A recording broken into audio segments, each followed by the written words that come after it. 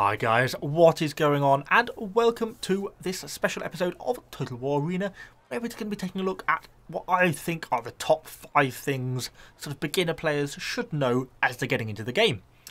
A little bit different from my normal videos if you're a usual channel follower, but if you're new to the game, stay tuned and I'll just sort of give you an idea of what I think are the 5 top tips. So let's jump in with number 1. So, first one, really quite an easy one, and the thing that I get asked most about in my videos, probably in the comment section, is how do I get my camera so high when I'm in game? So, traditionally, when you first load into the game, you'll find that you can't really zoom out that far from your units when you're in the battlefield, and there's actually an option to enable you to zoom out further. So, as soon as you get into the game, the first thing you should probably do is go to the menu, Options, go into Controls, so you'll load into Graphics, go into Controls, and there's a little checkbox here called Increase Camera Height. If you tick this, this will enable you to zoom out further in battles and able to see much more of the battle. It is hugely useful because it enables you to have a lot more situational awareness, particularly if you're playing ranged units, and enables you to see enemy cavalry coming far earlier, and it's well worth doing. The only sort of little note to put onto that is if your computer is really struggling to play the game, it may not work quite so well for you because the increased camera zoom will cause your game to lag probably a little bit more, so you have to balance that out. But if your computer can deal with it, certainly increase your camera height. So the second key tip is how important it is not to, what we would call in the game, blobbing your units like this.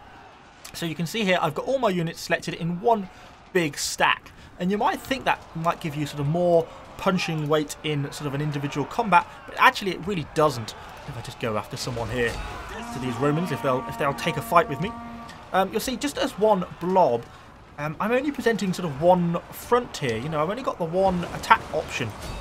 I'm only creating one front of combat, and all my units are in here, you see. Now none of my other units are available for me to do anything else. And look, and now I'm getting outflanked. If I'd kept my other 2 units, you know, and engaged this enemy here with 1 unit, and kept my other 2 units free, then that would have given me a lot more options available to me. So I've created a bad situation for myself just by doing this when it didn't really need to be done like that.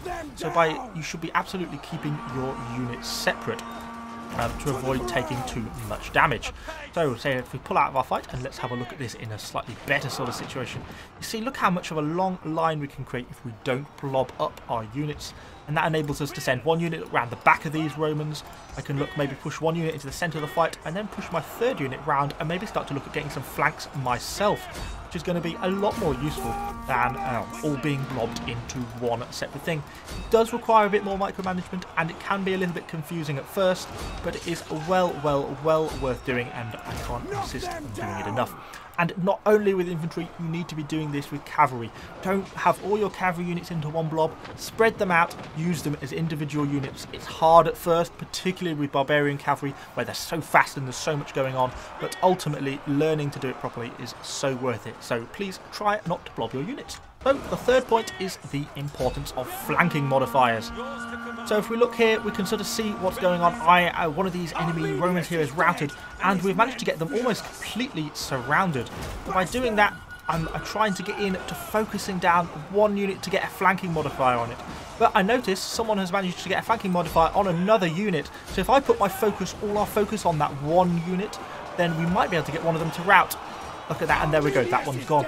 So the importance of getting not just to the front of an enemy unit, but trying to get onto the sides and the rear of an enemy unit is brilliant, because once you get an enemy unit to rout, they're then doing no damage to you at all, and it's just easy kills, and it's great the amount of damage you can do. Look at all this free damage, and we are taking no damage ourselves. And now these guys are completely surrounded. See, their morale is plummeting to -38, and there we go, we can kill them basically for free. It's the most easy way of getting kills.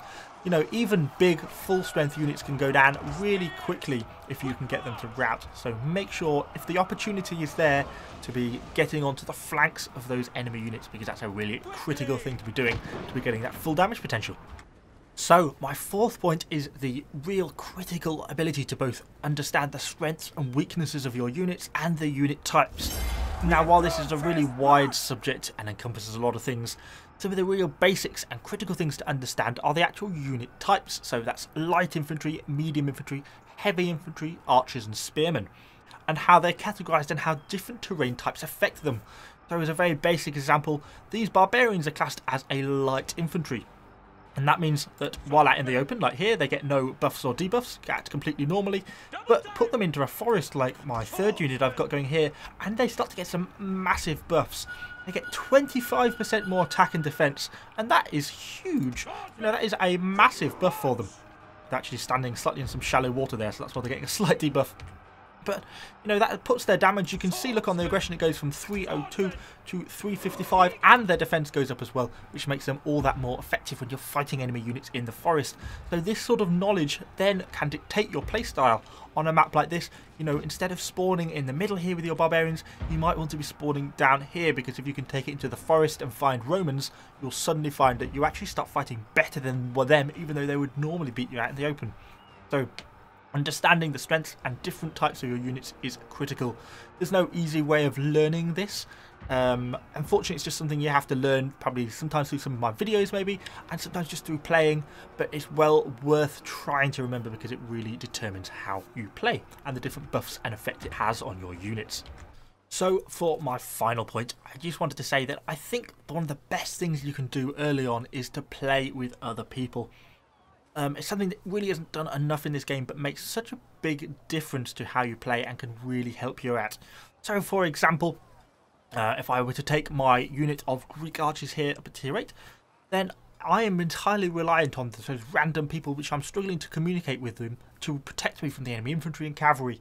And a lot of the time that doesn't work, and that can be really frustrating, and often results in me getting killed early on in the game, which is not good for the team and certainly not good for my fun. Whereas if I go with one of my friends, I can take them with them into battle. They can come with maybe some spearmen or some heavy infantry or something, and I can provide them with range support, and they can leave me a unit back to protect me from the enemy cavalry, and they can keep me alive throughout the game. It's really easy to team up with people. You know, you have your social tab up here. You can search for your friends, and then it is very easy just to invite them to party. And then they can join you for some battles.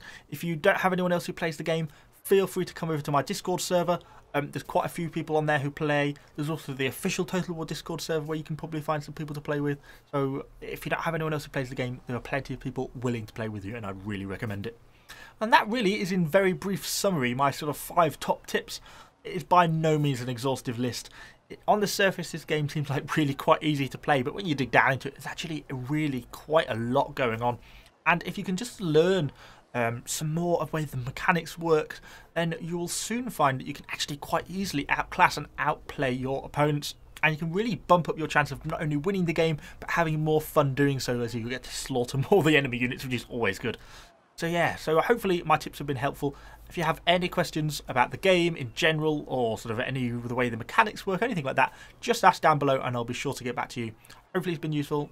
Please subscribe to the channel for lots more Total War Arena content, and I shall see you all on the next video.